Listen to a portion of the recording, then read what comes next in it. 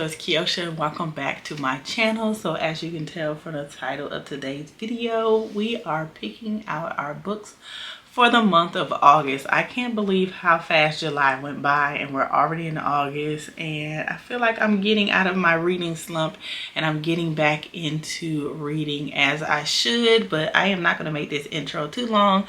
So let's just get into how I did in July. So as you know, for the month of July, I picked out 4 books to read virtually from my book list. If you guys want to know why I'm reading digital books, go ahead and check out my first reading book. I will try to link it up here below, but if not, I have my book playlist on the channel. You can check it out there. And then we had 1 physical book because I am in a book club, and most of the time I get that book physically from the library or from a friend or wherever I will get it. So I'm supposed to read probably about 5 books every single month, but shooting for 4 is the least amount that I would like to read per month. So let's just get started with the first book, and I will put the picture of the books up there. So the first book I read in the month of July was The Violin Conspiracy. That was our book club book of the month, and it was so good, you guys. But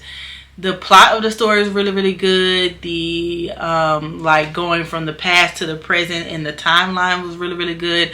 I never thought a book about a violin would be so good, you guys. Like, it's my favorite book of the year. So it's about this guy who loved to play a violin since he was little, and his mom and them couldn't afford a violin, but she probably could. But we're not even gonna talk about his mama. His mom was trifling, but she probably could if she wanted to, but she didn't. So he borrowed it from the school, and come to find out, all boils down, the violin that his grandfather used to play was a famous, very expensive, rare violin, and it talks about what happens when the violin gets stolen, and the timeline from, you know, how he got the violin, how his family reacted to the price of the violin after they found out it's priceless and worth a lot of money, and to it getting stolen, to the timeline up until it got stolen. But it was so good, y'all. That is my favorite book of the year so far. I don't know what else is going to top it before the end of the year, but I feel like nothing is going to top this book.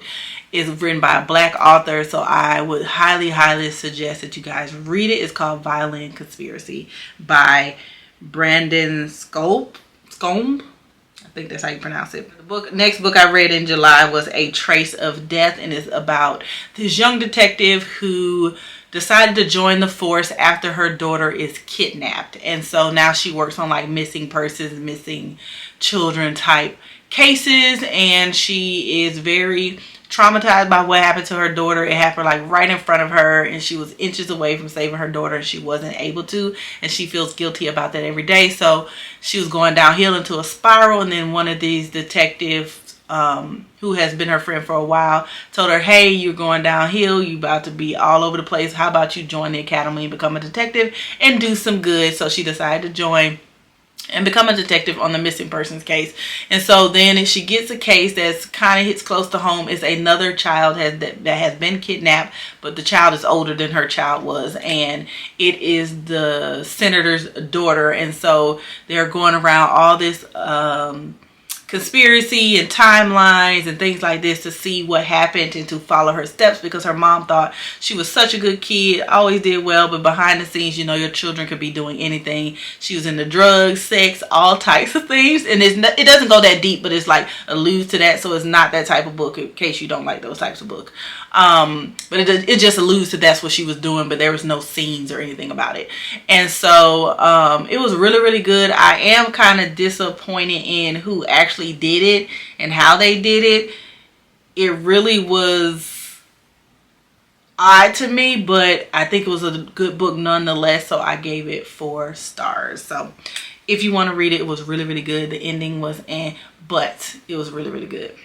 All right, so the next book I read is called Not Me, and it's about this young lady who became an FBI agent, and she was originally from New Orleans, so she moved far away from New Orleans because she's traumatized, all the family history that went on in New Orleans. And although the book didn't get into it, it kept alluding to something was going on with her and her father, and her mother passed away and all this type of stuff, but they never really got into what happened. This is a series and it's the first book in the series, so I'm hoping as the series goes on that they will actually talk about what happened and get into her past, but they didn't do so much in this book. I think they should have gave us a something, but they didn't. So basically she became an FBI agent, and so a serial killer is killing women and like posting them up in the woods naked with these type of like voodoo ritual type situations going on their body. And so they decided to bring her in because number one, she's an FBI agent, and then number two, she is familiar with that area and voodoo and all that kind of stuff. And so it was a really, really good book, and it was very heartbreaking to know why the serial killer was doing what he was doing. I'm not saying it was right, because it's never right to kill anybody, but it's very, very heartbreaking the reason that the person was doing it, and they felt that they needed to do it in order to get what they needed, because they had a very traumatic experience and they thought that this would mend everything and make everything right, but unfortunately that is not what it was doing. It was very heartbreaking at the end, but it was a really, really good book, and I really enjoyed it, and I gave it 5 stars.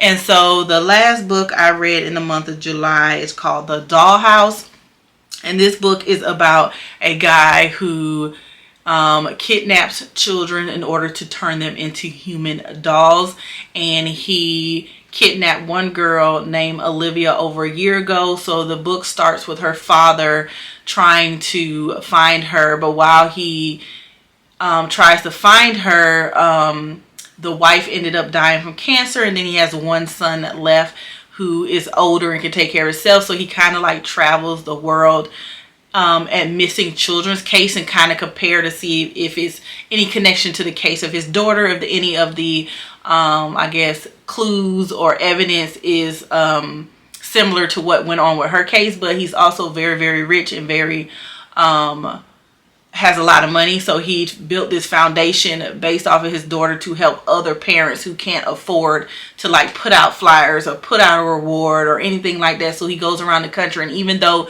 some people cases don't relate to his daughter, he still offers money. He offers like media help, teaching them how to get on the media, teach them to hire people, not teach them, but has people on his staff that are free that can provide resources about, you know, helping them get a news conference, help them getting a reward, help them getting a website and all that kind of stuff, and bringing in tips and things like that. So it's a really, really, really good book. Very heartbreaking. I think it's a duology, so I can't wait to read the next one. I don't know when I'll be able to read it, but it's definitely one that I want to read next, and I gave it 5 stars. It was a really, really good. You should check it out. All right, and then the last book I was supposed to read was called 12 Years Gone. I started it, but y'all, I think I started this book before and I DNF'd it, which means do not finish, because it was just boring as fuck. So I didn't finish the book because it was boring. So I think I succeeded because I tried and it wasn't hitting like that. So I put it in my spreadsheet. You guys know I have a spreadsheet of all my digital books. I put it on the DNF things to get it off the list so it won't come up again, because I'm not going to read this book. I do not recommend boring, slow, drag on forever, and I just couldn't take no more. So I think I haven't said bad things about a book like in a while, and this one just wasn't getting it. So don't read it. Don't even bother picking it up. Good thing it was free, or I'd be mad, but I didn't like it at all. So there's just the honest guys. So I'm looking down because we are going to screen record. You guys know I keep my digital books on a spreadsheet, and then I do a random number generator to figure out what books I'm going to read off that spreadsheet. We pick 4 books at random, and let's go down and record the screen. All right, you guys should be able to see my screen now. So let's go ahead. We're going to generate one set of 4 numbers between 2 and 223. That's how many books I have on this list. So let's go ahead and get our sets and see what we get. Are you going to generate or not? Okay, so our first number is 19. So let's see what that is. No Mercy by Blake Pierce. And it is the first book in a series. So that's great. Anytime we don't pick a first book in a series, we have to either re-roll, or if we already have the first book in that series, we'll go ahead and read the first book in that series. So that's great. The next number is 91. Let's see what that is. So 91 is Wrong Place, another first in the series. So that's great. 2 for 2. The next book is 192. And Come As You Are. It's the 4th book in the series of the One Love collection. So we're going to read the first book that's called The Sexy One. Okay, a little spicy in August, baby. All right, so we're going to read The Sexy One, which is on line 189, since it's the first book in that series. And then last but not least is 221, which is called The Hanging Tree. We can't read that because it is the second book in the series and we don't have the first one. So we're going to go back and tell it to pick one number so we can get our last one. Hit that. And so 19. Did we not already have 19? I feel like 19 was what we already picked last time. Was it not? Yes, it was. 19. No Mercy. I feel like we already had 19. Again, 77. Another one. One more time. 146.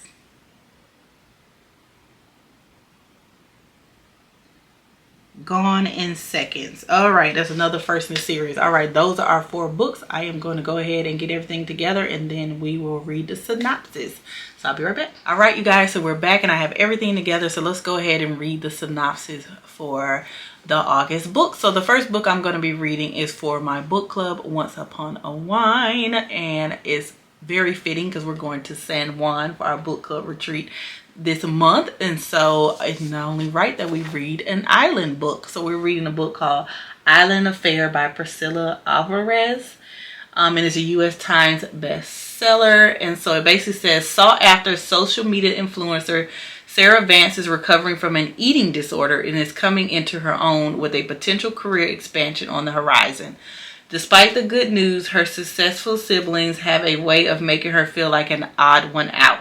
So when her unreliable boyfriend is a no-show for a Florida family vacation, Sara recruits Lewis, a firefighter, paramedic, and dive captain willing to play the part of her smitten fiance. Lewis' big Cuban family has been in Key West for generations, and his quiet strength feeds off the island's laid-back style. Though guarded after a deep betrayal, he'll always help someone in need, especially a spunky beauty with a surprising knowledge of Spanish curse words.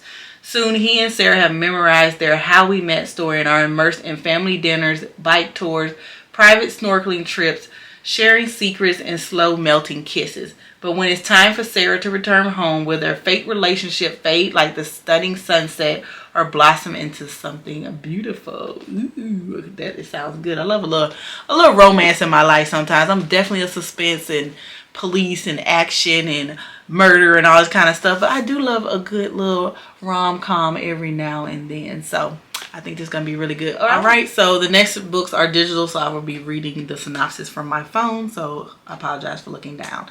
So the next book is called Gone, I'm so country. Gone in Seconds by M.A. Comley. Money rules, but to what extent? D.I. Katie Foster knew she had a big shoes to fill when her longtime partner, D.I. Lauren Warner, retires. Now she has a new partner, D.C. Charlie Simpkins, Lauren's daughter. Lauren, I think his name is Lauren's daughter. And their first case together leaves them baffled. A series of murders and deaths of 2 police officers leads to a dangerous investigation that makes no sense. One thing is certain, many more lives will be at risk until Katie and her team can conquer the evil luring within the city. All right. Sounds interesting, right? Then the next book is called The Sexy One. This is going to be spicy. It might be like the Island Affair. Ooh. So this one says, an alternative cover edition can be found here. I'm a single dad raising my daughter and running a business. So it's safe to say that the last woman I should even think about is the nanny. And yet sweet, sexy, funny Abby invades my dreams every night. She is gorgeous, kind, and amazing with my kiddo. Oh, and she's teaching me French to help me land my new business deal, all while teaching my princess how to read. A smart man would stay far away, but every day I spend with her only makes me want her more. Until one evening we're working on French lesson and then a whole different kind of lesson is happening in my bed. We have to stop. But the easier said than done, especially since she's not just tangled up with me at night. She burrows into my heart so deeply I won't ever want to let her go. Okay, the sexy one nanny. He getting with the nanny baby, but at least he said he's a single daddy, so at least he ain't cheating. But that sounds good and spicy, don't it? I like that. Alright, so next we have Wrong Place by M.A. Comley. So we have 2 Comley books this time, and so it says the first book in a new series by M.A. Comley, New York Times bestseller author of Justice series. D.I. Sally Parker has a serial killer on her patch. One thing she sets the killer apart from the other she hunted before: her willingness to leave DNA at each of the crime scenes. It's up to Sally and her partner D.S. Jack Blackman to find out why before the body count rises to double figures. While Sally is engrossed in the investigation, her ex-husband Daryl pays a surprise visit to her new home. His actions not only threaten Sally's newfound confidence, but they also force the DCI to give Sally an ultimatum concerning the case. Can Sally overcome all the obstacles fate has placed in her path and arrest the brazen killer?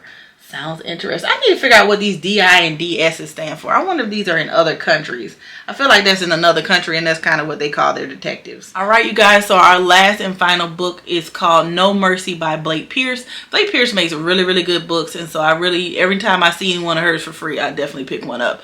So this says FBI Special Agent Valerie Law, a rising star, is the perfect candidate. But for Valerie, this case may just hit too close to home. With an insane killer on a spree, the clock is ticking for Valerie and her partner and the brilliant psychiatrist on her team to enter his mind and stop him before he strikes again. The twisted pathway to his psyche takes them down the dark road of the killer's past, into orphanages, alienated family members, and shattered survivors. It is a road that may be too dark even for Valerie, one of the best BAU agents. 2 hands down. She has tried too hard to escape her own past to withstand much more on her psyche.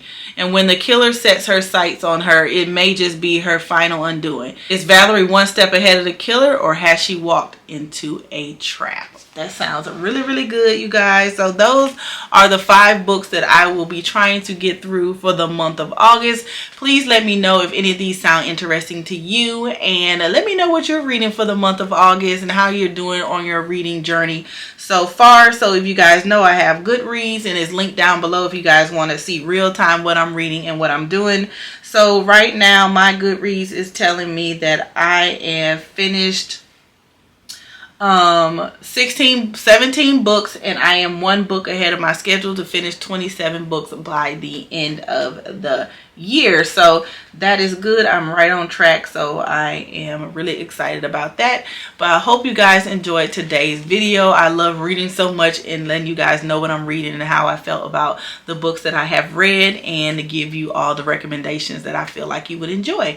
So I hope you guys enjoyed this video. If you did, make sure you subscribe, turn on your notification bell so you don't miss any more videos from me, and I will see you guys in the next video. Bye.